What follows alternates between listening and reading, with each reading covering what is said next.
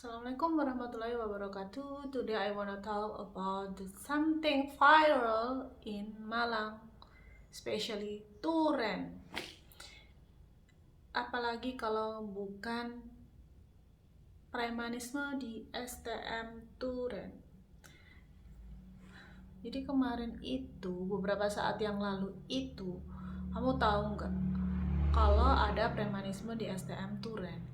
Pasti kalian udah denger kan? Soalnya videonya itu memang viral di media-media gitu, media-media kayak Facebook, grup-grup Facebook di Turen tuh lagi viral banget. Aku aja lihatnya dari itu gitu.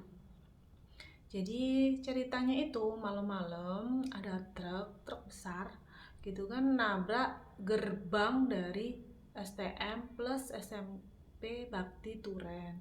Setelah itu muncul tuh motor-motor banyak tuh kayak beberapa belas gitulah motor-motor berboncengan. Biasanya satu berboncengan tuh mereka turun itu para preman dan berusaha masuk ke dalam gedung STM Turen dan terjadi dorong-dorongan waktu itu, dorong-dorongan antara si preman dengan satpam yang sedang berjaga waktu itu. Ya karena kalah jumlah, akhirnya preman itu berhasil masuk dan terjadi keributan gitulah gitu ceritanya tuh gitu. Pasca malam kejadian itu akhirnya ya dilaporkanlah ke polisi oleh si pemegang dari yayasan, itu Yayasan Waskito, yaitu Insinyur Mulyono, untuk mengantisipasi mengenai keamanan yang terjadi di STM Turen gitu. Nah, kronologinya tuh kayak gimana sih sebenarnya? Iya, itu ternyata tuh terjadi karena apa sih? Karena sengketa yayasan yang terjadi antara Yayasan Pendidikan Teknologi Turen atau YPPT dengan Yayasan Pendidikan Waskito Turen.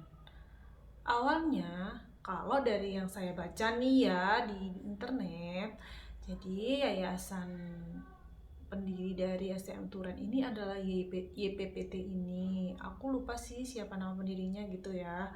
Setelah beberapa tahun akhirnya meninggal dan memberikan mandat kepada Bapak Hadi, yang bernama Bapak Hadi, salah satu guru di STM Turen ya, untuk memegang dari yayasan tersebut.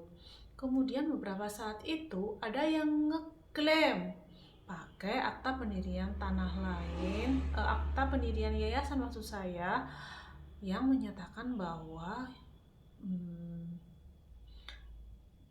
STM Turen itu didirikan oleh Yayasan Waskita Turen yang dipimpin oleh Insinyur Mulyono. Nah, karena adanya seperti ini, si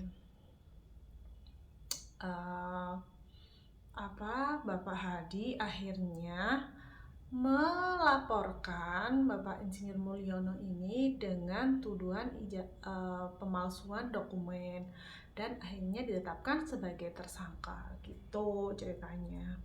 Nah, mengenai laporan yang premanisme tadi, belum ada siapa yang ditetapkan jadi tersangka ya, karena memang nggak tahu siapa yang melakukan, apakah tanda kutip Bapak Hadi ini kita juga nggak tahu karena belum ada kejelasan, masih dalam tahap penyelidikan dan belum ditemukan siapa yang melakukan hal ini, gitu ceritanya.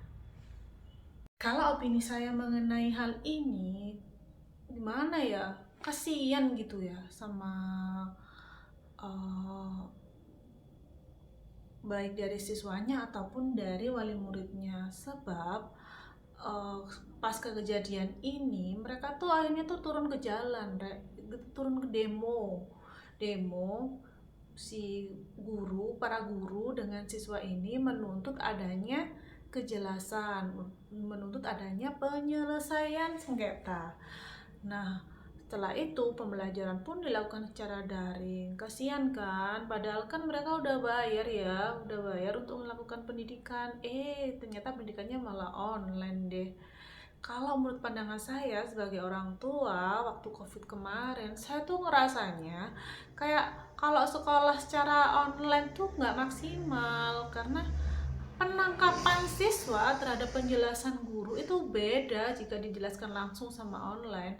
Itu transfer pembelajaran tuh jauh lebih efektif, jauh lebih efektif melalui offline dengan ketemu langsung dibandingkan dengan online itu.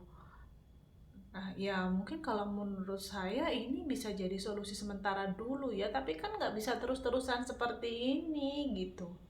Nah, ini yang saya mau tanyakan nih, pemerintahnya tuh kemana? Nah, pemerintah kan utamanya Dinas Pendidikan Malang ya, seharusnya kan melakukan intervensi, misalkan dengan mengambil alih secara langsung gitu, mengambil alih dulu mengenai pengelolaan dari STM Turan ini seperti apa. Soalnya biar hak-hak siswa dan orang tua itu bisa terpenuhi terus sampai terselesaikannya sengketa ini. Kalau dari saya baca di media kemarin, katanya dari pemerintah itu nggak bisa intervensi. Karena apa? Karena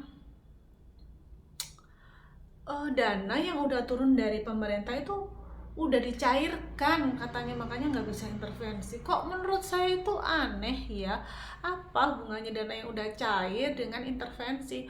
Entah dana udah cair, dana belum cair, dana setengah cair. Kalau menurut saya intervensi bisa dilakukan karena lembaga yang memang berwenang itu ya Dinas Pendidikan, siapa lagi gitu.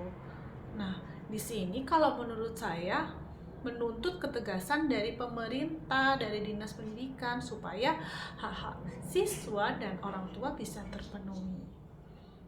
Begitu. Kalau menurut aku begitu, kalau menurut kamu gimana?